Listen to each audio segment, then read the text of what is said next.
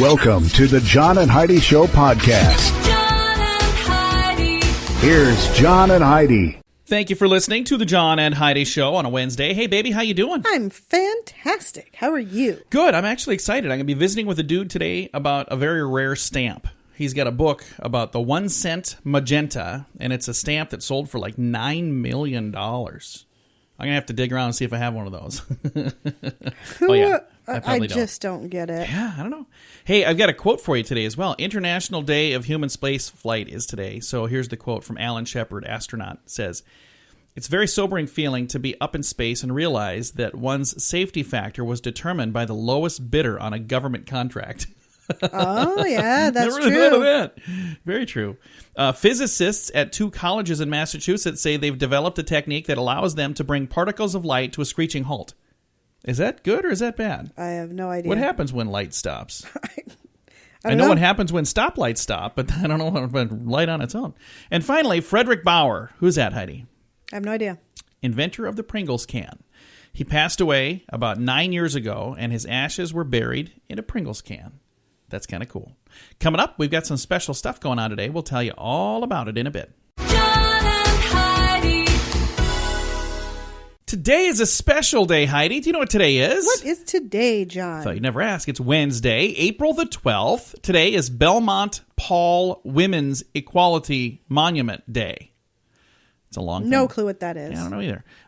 It's also Deer Day, which stands for Drop Everything and Read. So it's a good day to read. It is Grilled Cheese Sandwich Day today, Heidi. Do you like grilled cheese? I do like them. There's something special about those. I like those too.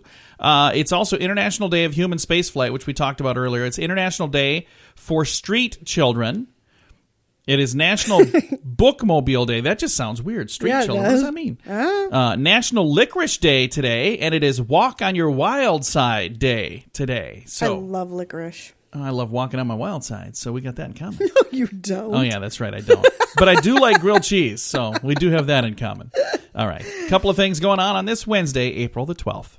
John and Heidi. How much do you pay for cable or satellite? Don't forget your DVR rental fees and online movie accounts. When you add it all up, many people are paying well over $100 a month. Some pay way more. What if you could cut that down to zero? There's a device that surfs the net to find shows and programs you like with no monthly fee. Many have already cut their cable or tossed out their dish. If you have internet and a TV, you're all set. Learn more about this awesome technology that can save you money every month at channelsurfertv.com. Use promo code RADIO to save 25% at channelsurfertv.com. You know it's true because you heard it on the radio. This restaurant must have some darn good food, Heidi. I mean, take a listen to how good this food must be. If you're looking for maybe the best food in the world, I don't know. Stevens Soul Food in Detroit. The food is so good there, according to this story, even a fire wouldn't get its customers to leave. They were in there eating at the restaurant. Fire broke out on the roof, and more than 50 people stayed inside to finish their meal. The smell of smoke started filling the room. Nobody moved. Customers actually had to be coaxed out of the place by the owner himself, Steve Radden. Looks like the damage will keep the place shut down for a couple of weeks. Steve says he plans to temporarily park a catering truck in the parking lot to continue doing carryout orders. But that food must be good if the place is on fire. Either that or the place is always filled with smoke because of the way they cook in the kitchen, and they didn't think anything of it. Wait a minute. So you're telling me this they smoke couldn't differentiate between the kitchen smoke and the smoke from the fire. I hadn't really thought of that. Maybe that is what it was. It's like when I'm cooking breakfast. So. Actually, have you noticed I haven't had like smoke-filled house in a long time? No, alarms haven't gone off for a while. Because I'm not Have you cooking. learned how to cook on low? Well, I don't cook on high anymore.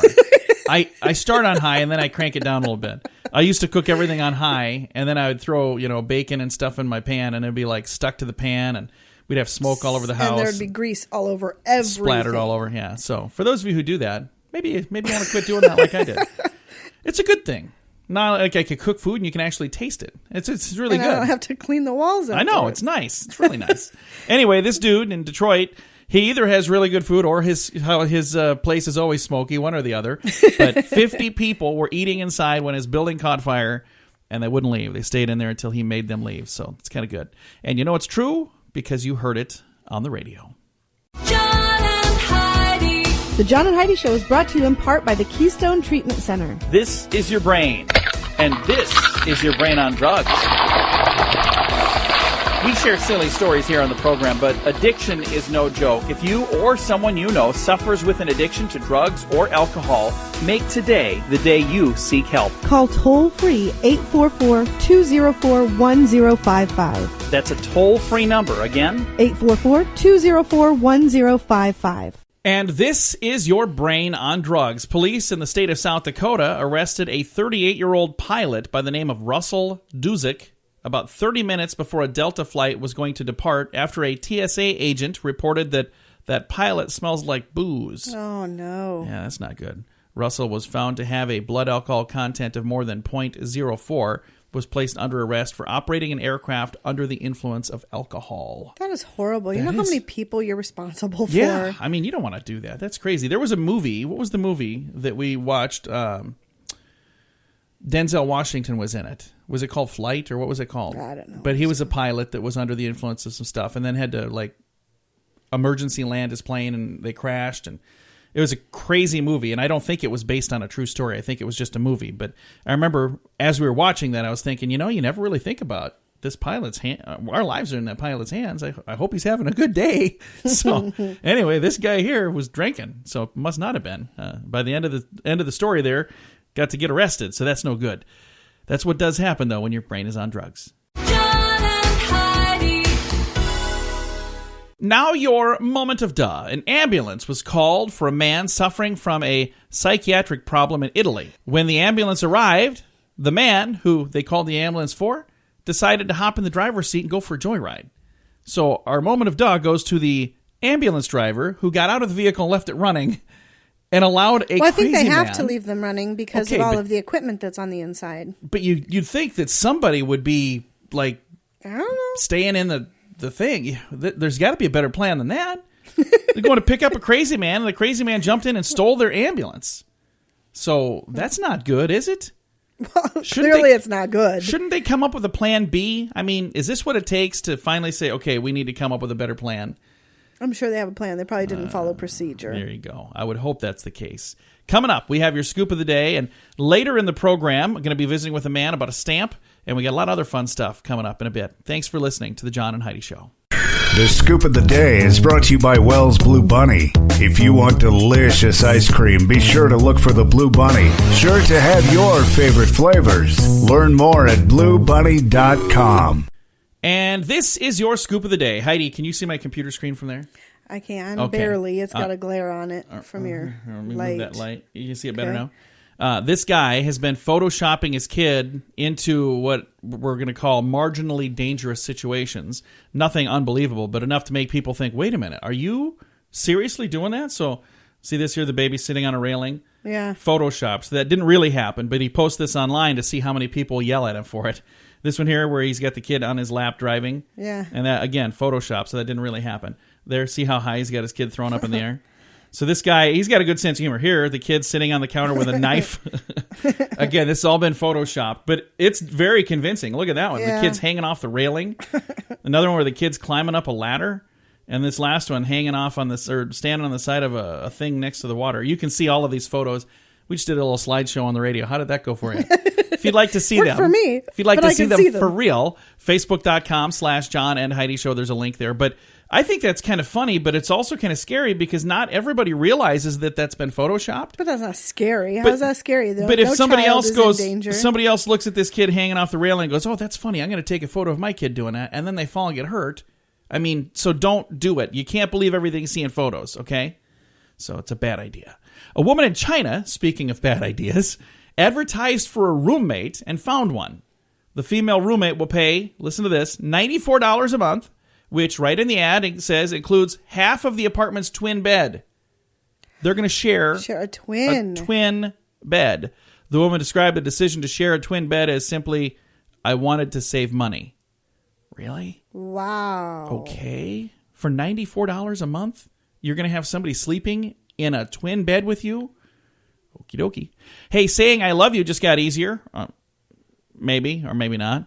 The people over at Starbucks came up with some little app where you can send somebody a Starbucks card without interrupting your conversation. I don't know what that means. Do you really need to do that? I don't think so. Wildlife experts report that gorillas living in Rwanda have learned on their own how to dismantle traps that have been set by guerrilla poachers. Oh, that's cool. So now if they can only learn how to reuse those traps to catch the poachers, that would be really cool. Yeah. Poacher comes back to check the trap yeah, and snap then it right snaps. on them. Yeah. There's a new trend towards what's sometimes known as soap dodging. Have you ever heard of soap dodging? I've not. I don't know Soap, what that is. Well, I'll explain to you. It's among those who have cut down on daily showers or baths or hair washing. One woman says she uses a slice of lemon under her armpits instead of Ew. deodorant. Another says they use baby wipes to freshen up. And there's a salesman who only shampoos Instead of once a month. bathing? Yeah, so this soap dodging is where they're saying we're trying to conserve water and energy and whatnot by not showering. And that is not something I could do. I mean, there are times like on the weekend You'll where be able to conserve energy as well because nobody will want to talk to you or do anything with you. no longer invited to anything ever. I mean, this just sounds like a bad idea. That is disgusting. That's not something I could do. I mean, I just couldn't do it. I mean, there are times like on the weekend where I'll get up and just kind of sit in my pajamas all day, and by the end of the day, I'm like, I have to shower just before you have go to bed. I mean, Yeah. I can't do this anymore. So there's no way I could do that every day. That's so gross. All right. We keep hearing about the health benefits from wine, and there's somebody in this studio, no names needed to be mentioned, Heidi, that really, really enjoys wine. But did you know that almost 10% of women say wine makes them itch? Does wine make you itch, Heidi? It does not. It doesn't. That's good. Because if it did, you'd be all scratched up because you drink a lot of wine. It's called wine intolerance, and it's actually kind of an allergy-like symptom that comes mostly from a glass of red wine. The most common reactions include having nasal congestion, feeling flushed, or feeling itchy. You get a little flushed. I get flushed. Yeah. I don't get itchy. That's after 4 or 5 bottles, though. No, so- it's usually after my first few sips. Yeah. See, there you After go. the first bottle or so, it goes away. Yeah. So you are contagious. You're not contagious. You're, what is it called? Allergic. Allergic. There you go. to I've wine. actually been told that before See? by a tattoo artist that I was allergic to alcohol, See? Now you know. to all alcohol, not just wine. We learned some stuff. This But has I been- really don't care. I'm a soldier. I will tough it Taking out. one for the team. All right. Coming up, we've got more fun stuff on the way. John and Heidi. Imagine the sand between your toes and an ice-cold drink in your hand. Join us this November for 80s in the Sand. Week-long event with 80s music from over a dozen awesome bands. Plus, meet 80s icons from the movies like Anthony Michael Hall, Andrew McCarthy, and several others. Get all the details at 80sinthesand.com. Use promo code RADIO to get a $200 immediate refund per person. The website is 80sinthesand.com. Book your week-long 80s vacation right now at 80sinthesand.com. John and Heidi.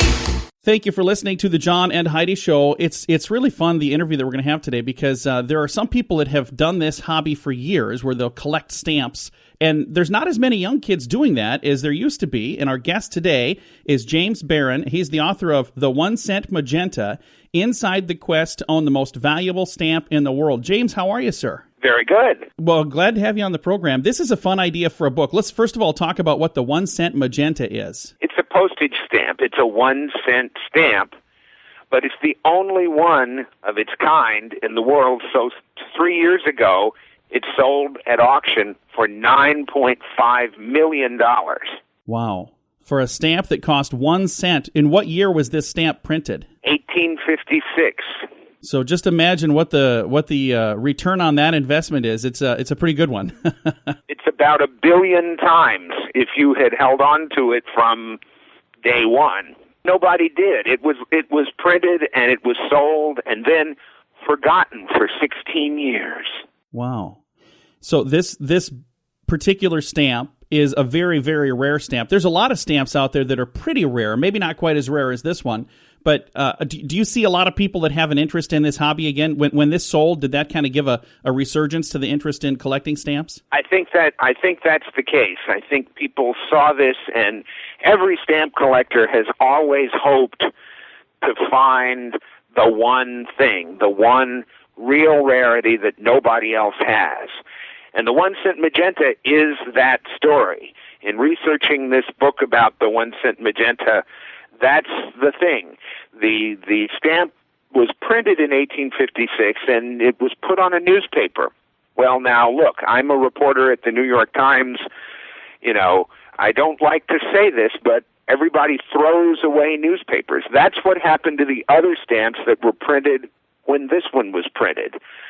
This one apparently was on a newspaper that ended up on a shelf in somebody's house in the basement or the attic someplace, and it just sat there for 16 years until a 12-year-old boy came along to clean out the house. The house belonged to his uncle. His uncle moved. He was into this new, cool hobby, stamp collecting. It was the 1870s. That was the hot thing then. And so he goes over there and he sees stamps on the papers his uncle had left behind when he moved out. And one of them was this stamp. So there he's got the thing that every stamp collector wants, the unique item, and he didn't know it. He didn't know what he had. This stamp hadn't been discovered yet. It wasn't in any of the catalogs. He traded it for a bunch of lesser stamps, the stamps that were known at the time. He had it, and forever after was teased about the one that got away, this one. And imagine what those stamps that he traded it for, what are those worth today? Nowhere near what the 1 cent magenta is worth. Oh, no. I mean, not even if you add them all together, I don't think. Wow, that is amazing. Again, our guest today has a book. It's a brand new book called The 1 Cent Magenta, Inside the Quest to Own the Most Valuable Stamp in the World. And James Barron is the author of that book. He's on the line with us. This is not your first book, and it's interesting because you had another book out about Steinway and the piano. And so I think it's really neat how you find one specific thing and you work on an entire book about that. So what is kind of on the docket for you for your next book? Do you have an idea for what's coming up next? Well, we're looking at some things. It's interesting. The piano book was about a very large object, and the stamp book is about a very small object. If you took 1 cent magentas, people call the 1 cent magenta the Mona Lisa of stamps. So if you took the 1 cent magenta and tried to cover the Mona Lisa, it would take about 541 of the 1 cent magentas to cover over the Mona Lisa. If you took a 1 cent magenta and tried to cover over a grand piano like the one in the piano book, it'd take about 5,600 of them. Wow. So, one is a very large object that weighs 1,000 pounds. The 1 cent magenta is so small that it weighs almost nothing. It's the most valuable object in the world by size and weight. It's so small that once at a stamp show, they put out an APB. They thought somebody stole it. Oh, there wow. it was 1 minute in the little case, and somebody noticed it's not there anymore. And they're trying to figure, had Harry Houdini gotten in there? I think he was dead by then, but had somebody gotten into the case when nobody was looking and taken the stamp, and they started searching and running all around, and eventually someone thought to look at the bottom of the case. That's what had happened. This little stamp had come loose from its moorings up in the case and just floated to the bottom, and it's so small, nobody noticed at first. Now, that's one fun story, and I'm reading here from the book another fun story about a second 1 cent magenta that a gentleman had bought and made sure that there was only one 1 cent magenta. Let's tell that story real quick. Well, this is the story of the plutocrat and the cigar. The 1 cent magenta was owned at that time by an industrialist from Utica, New York, the richest man in Utica, New York. His name was Arthur Hind. And in the 20s, according to this story, he gets a call from someone who says, I heard about your stamp and I realized I've got one just like it. So Hind says, come on up. And the guy goes to Utica and he goes to see Hind, and they look at each other's stamps. And according to the guy telling the story, they were exactly alike. So they strike a deal. Hind will buy the other stamp, but they agree. The price they agree on is so high that even wealthy Arthur Hind didn't keep that much cash around the house. So he said, come back tomorrow, I'll pay you then. Guy goes back. He gives Hind the second stamp. Hind gives him the money. Hind then takes out cigars. Hind was a cigar smoker. Takes out a couple of cigars, hands one to the guy. takes a match, lights his, and then with that match, Hind burns the second 1 cent magenta, the one he's just bought. And the guy who sold it to him is horrified, but Hind kind of chuckles a little and says, now there's only one 1 cent magenta.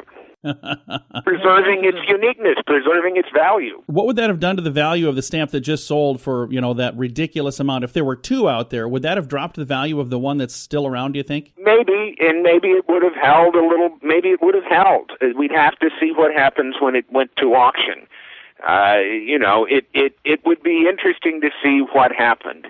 It could suddenly have created a whole new value for a second stamp. Wow, that is fantastic. And again, the book is called The 1 Cent Magenta, Inside the Quest to Own the Most Valuable Stamp in the World.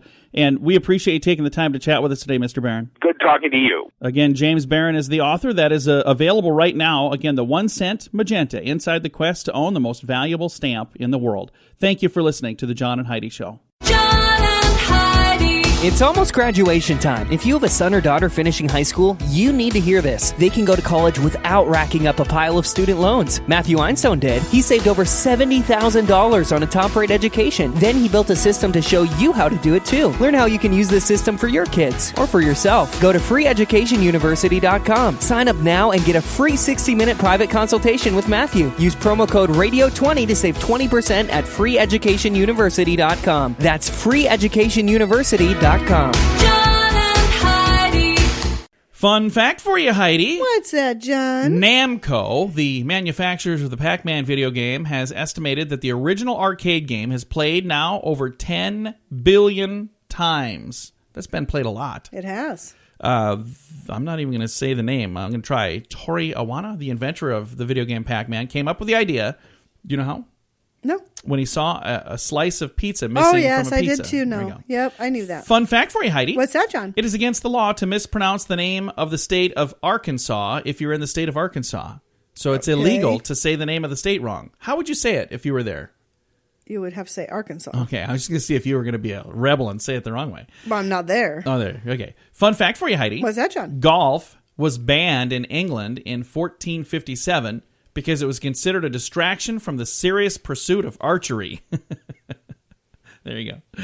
And a final fun fact for you, Heidi. What's that, John? The short-term memory capacity for most people is between 5 and 9 items or digits. This is the reason that phone numbers were kept to 7 digits, because after that, you wouldn't be able to remember numbers. So, a couple of fun facts for you right here on a Wednesday. John and Heidi. Are you tired of the same old 9-to-5 rat race? Sick of not controlling your financial destiny? We partner with a leading health company whose mission is to support you to build a home-based business and help others be healthier, drop excess pounds, and live longer, more rewarding lives. Best of all, everyone who joins after you is placed on your team. No bugging family or friends. Call 866-741-7242 for more information. Or if you'd like, text the word income to the same number, 866-741-7242. 866-741-7242. John and Heidi. Thank you for listening to the John and Heidi Show. Okay, there was a Mayan calendar thing a couple years ago. Remember they said the end of the world was going to happen because the Mayans' calendar stopped. And they were like, oh, hey, we're done. And then like when we got to that date, they're like, oh, hey, guess what? We found some more calendars. It was just in another area. Yeah. So anyway, there's the new date for the end of the world. Guess when it is, Heidi? When? 2,002,015. So what is that? 2 billion years from now-ish? So 2 billion plus 2015. Yeah, whatever. A Scottish researcher by the name of Jack O'Malley James says too little carbon dioxide will cause the death of animals and plants in 1 billion years. He believes animals and plants will die off. Then, another 1 billion years after that, with the loss of our oceans, Earth will become too desolate for even tiny microbes.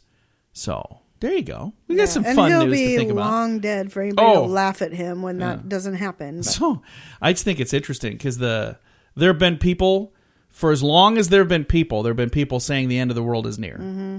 Now, I have a friend on Facebook who thinks it's coming soon. Nobody knows that other than the guy who created it himself. And funny thing is, right in the Bible it says that no man will know when the end is here. So, but there is a friend of mine on Facebook who is absolutely convinced that all of the signs, he's like this and this and this, and he keeps pointing it out. And I'm like, I don't think I can be your friend on Facebook anymore. I just have to not look at his page because I'm like, you know what? It's kind of scaring me a little bit.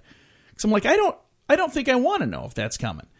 And it's not that I am afraid to die. It doesn't matter. Because, when it's going to happen, it's going to happen. And that's the thing, because I try to make sure that I'm right with God all the time. So if I go, go into the right place. But it's still one of those things that I don't want to think about. I don't want to think about it every day and dwell on that. And there are people that are like dwelling on that. I'm like, okay, you might be a little happier if you don't dwell on those kind of things. Just saying. Anyway, the new date, according to Jack O'Malley James, the Scottish researcher, 2 billion years from now. So you probably don't need to worry about it. Yeah. You might want to pay your water bill because you're going to need it for a while. John and Heidi. How much do you pay for cable or satellite? Don't forget your DVR rental fees and online movie accounts. When you add it all up, many people are paying well over $100 a month. Some pay way more. What if you could cut that down to zero? There's a device that surfs the net to find shows and programs you like with no monthly fee. Many have already cut their cable or tossed out their dish. If you have internet and a TV, you're all set. Learn more about this awesome technology that can save you money every month at channelsurfertv.com. Use promo code RADIO to save 25% at channelsurfertv.com. John and Heidi. Hey kids, what time is it? It's time for some totally outrageous news. You ready for that, Heidi? Sure, I'm not quite sure what that intro was. What's that? I'm not quite sure what that intro was. It was ridiculous. This is some totally outrageous news. From Harrison Township in New Jersey, police recently arrested 25-year-old Brittany Caruli after she was allowed to enter the ambulance where her boyfriend's body was laying after being fatally struck by a car. The medic took pity on Caruli and let her inside the ambulance to sit with her boyfriend and grieve.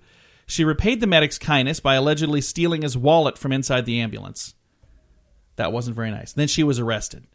So she was in the ambulance. Her boyfriend was struck by a car. She was sitting in the ambulance, stole the medic's wallet. And thought, hey, wallet. as long as I'm in the midst of my grief, I could sure use a little extra cash. I mean, what that's a horrible totally person. outrageous news. See, that's what I'm saying. Yeah. Coming up, we're going to talk about walking and how healthy that is. Or maybe it's not. We'll tell you all about it. John and Heidi. Heidi, I've got a question for you. Is it healthy to walk or is it not healthy to walk? It's healthy to walk. It is healthy to walk? Okay.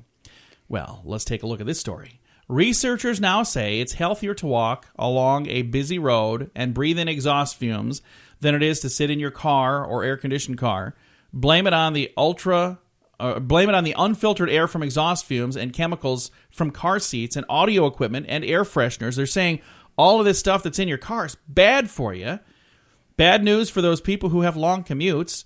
They say your interior air can cause cancer and respiratory diseases. They recommend opening your windows, but only along country roads. So saying if you're walking around and breathing in those exhaust fumes, that's still better than sitting in the car breathing in the exhaust fumes. So I don't know. That seems kind of weird to me. But, if you're outside walking, you got the health benefit of, walking as well. So right. Rather than just sitting there in the car, like a lot of people are right now. Hi, guys. How you doing? Thanks for listening to the John and Heidi Show. John and Heidi. It's almost graduation time. If you have a son or daughter finishing high school, you need to hear this. They can go to college without racking up a pile of student loans. Matthew Einstone did. He saved over $70,000 on a top-rate education. Then he built a system to show you how to do it too. Learn how you can use this system for your kids or for yourself. Go to freeeducationuniversity.com. Sign up now and get a free 60-minute private consultation with Matthew. Use promo code RADIO20 to save 20% at freeeducationuniversity.com. That's freeeducationuniversity.com. John and Heidi. Thanks for listening to the John and Heidi Show. We are both married to each other. Heidi's my wife. I'm her husband. And we've been married so long that I don't think internet dating was really a thing when we got married. It was kind of if it was really new. Yeah, it was. So, it wasn't that. So we're kind of, out of the whole internet dating thing. We don't know a whole lot about that because that's not our thing. But funny thing is, I actually have our Dear John letter for tomorrow. So for those of you who are listening to be listening tomorrow for Dear John letters, it's about internet dating, kind of, sort of. So that's coming up tomorrow. And if you've got a Dear John letter for next week, you can still get it to us.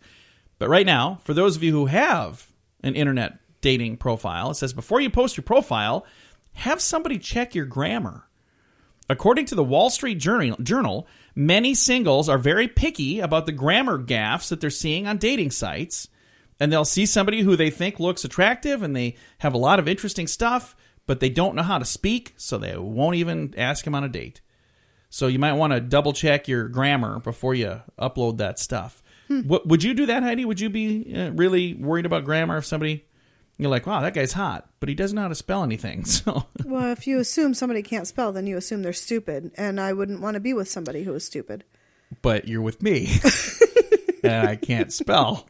But there were no dating sites. Heidi's actually a very good speller. It's funny because I'll be typing something. I'm like, how do you spell this? And she'll tell me, like, all the time. John. Oh, that's right. That's how. John. Just Jahan. Sound it out. Jahan. Sound it out. I know how to spell that. I just can't spell genius. That's the one I struggled with. That's a whole different story. But anyway, according to this story from the Wall Street Journal, they're saying there's a lot of single folks out there that aren't all that bright. So before you upload your dating profile, and I would also encourage you to do that if you're uploading a resume too, because Yeah. even if it's not in the news, we know that's also the case. John and Heidi. This portion of the John and Heidi Show is brought to you by the John and Heidi Show. That sounds kind of funny, but it's true. Go to your local radio station and ask them to start carrying the John and Heidi Show. Here's the best part. They can carry the show for free. They play a couple commercials, but it doesn't cost them anything every month. So if you know a radio station that could use a little bit of help, send them our way. Send them to johnandheidishow.com. Again, johnandheidishow.com. We would love to do a radio program in your community. Then you could listen to the podcast and listen to us on the radio. John and Heidi. We always like to wrap things up around here with some good news. You ready for some good news, Heidi? I'm always ready for some good news. Because we got some time between now and May the 6th, and there's some big thing coming up on May the 6th. You know what it is? What's that? Well, World Vision is asking supporters to run or walk 6 kilometers on May the 6th. Why? Because organizations shared that 6 kilometers is the average distance that people in developing world walk to get water. Water is often contaminated with life-threatening diseases, so they have to walk quite a distance to get fresh water. So Saturday, May the 6th of 2017, this year, people from around the globe are going to be walking and running an average distance for the extraordinary cause. And every participant who registers through this World Vision organization, $50 goes to World Vision's water initiatives. I think that's really cool. It is cool. So they're saying, hey, we're going to do, instead of a 5K, you know, people run 5Ks all the time. We're going to do a 6K because 6Ks is how many Ks people have to walk to get clean water. Mm-hmm. So I've never done a 5K, and I probably won't do a 6K. We've done a 0.1K. Bowl of Special K. That's about all I'm going to do. Anyway, it's a cool idea, though. I think I would probably just pay the registration fee and say, there you go. I'm not going to do that. I'm not going to do all that running and walk. I don't think I could, honestly. I really don't. I mean, I was working. You could walk it. I could walk it. Yeah, I could definitely do that. But I was working this last weekend helping at our church, and I was like going up and down a ladder because we were doing some painting and some stuff. And my knees, I'm not kidding you. I was so sore. I didn't think I was going to be able to like walk into the building on Sunday. I was like, oh man, I had to go up the steps on Sunday. I was like, okay, this is bad. I'm in such bad shape. Mm-hmm. Round is a shape, but I'm in bad shape. So cool story here. I've got all the details on our Facebook page for this World Vision 6K thing they're doing. I don't know if they have one of those going on around here, but you can check it out. Again, facebook.com/John and Heidi Show. Time to say goodbye, Heidi. Goodbye, Heidi. Goodbye, everybody. Have a great day. Thanks for listening to the John and Heidi Show. Time now for a bonus break on the John and Heidi Show podcast. John and Heidi.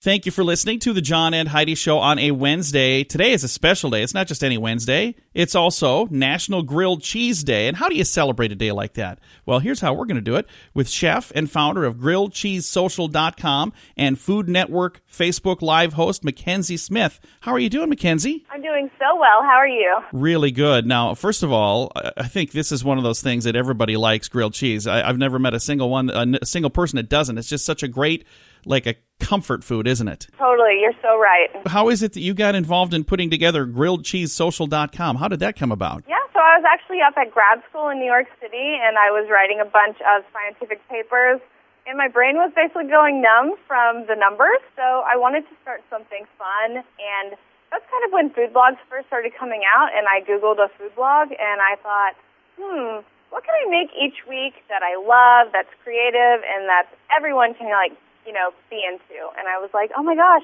the grilled cheese sandwich is perfect. Sarah Lee recently did a survey that said that your hair color might actually be linked to your preference when it comes to grilled cheese. What's that all about? It's so true. So 82% of the blondes they surveyed said that they would be willing to try more than just cheese. So, like they say, blondes have more fun. We're more adventurous. And, I can attest, I'm a blonde. I've probably come up with hundreds and hundreds and hundreds of grilled cheese recipes. And I can tell you that I will try anything once. What would you say of all the fun things that you've concocted and put together? What would you say has been your favorite? So I've actually got a new favorite right now, and I actually came up with it based on some of the study findings from the survey that they ran. So basically, some of the mystery grilled cheese items that people were wanting to try, someone said peanut butter, and I was like, oh my gosh, that is genius. So I kind of came up with this peanut butter and jelly / grilled cheese hybrid that combines the best of both childhood classic worlds, if that makes sense. Now I'm curious, and I'm going to have to try that. Yeah. That sounds like fun. Yeah, it's got sharp white cheddar, creamy peanut butter, crispy bacon, and a sweet and spicy blackberry jalapeno jam. That's a really interesting idea. And it's good? It tastes pretty good, too? Oh, my God, it tastes delicious. It's got all the goodness of a cheese plate in each and every bite. Since today is National Grilled Cheese Sandwich Day, we should all be thinking of ways we can have at least one grilled cheese sandwich today. So as we're working on this, let's get some grilled cheese tips and tricks for people who want to celebrate today with an ooey gooey grilled cheese sandwich. What's your best, most important tip? So I always say pay attention to the 3 B's, the base, the butter, and the blend. For the base, I always use Sara Lee's Artisano bread. It's sliced thick, it stays soft and fluffy, and it's absolutely mouth-watering. It actually holds up perfectly well under the blend. And so the blend is what you're putting inside the grilled cheese. You want to think of flavors that complement each other. You want to use cheeses that melt really beautifully. And then it gets to the butter. And this is one of the most important parts of building a grilled cheese. Since we're making such a rich and luscious creation, you really want to get a full-fat, salty butter just so the outside crisps up perfectly, and it's got that golden brown, crispy crust that we're all obsessed with. That sounds like a good idea, because you don't want to have a wimpy grilled cheese sandwich. No, and if you use margarine, all the water from that actually kind of makes the crust sort of soggy. Oh. So you do want to just use a full-fat, salty butter. There you go. Hey, it's National Grilled Cheese Sandwich Day. It only comes once a year, so get it right. Get it right. If we'd like to find some more tips and tricks, do you have those online somewhere? Yeah, you can find them at saraleebread.com. Very, very nice. I appreciate you taking the time to chat with us today, Mackenzie. It was awesome. Thank you so much for having me. Again, Mackenzie Smith. She's a chef, and she's the founder of GrilledCheeseSocial.com, and she's a Food Network Facebook Live host as well. And she's got that fun little grilled cheese sandwich social website, and I'm going to go on there and find some more recipes. I never thought in a million years that I would want grilled cheese and peanut butter and jelly, but now Mackenzie's got me wanting that. I'm going to try that on this National Grilled Cheese Day.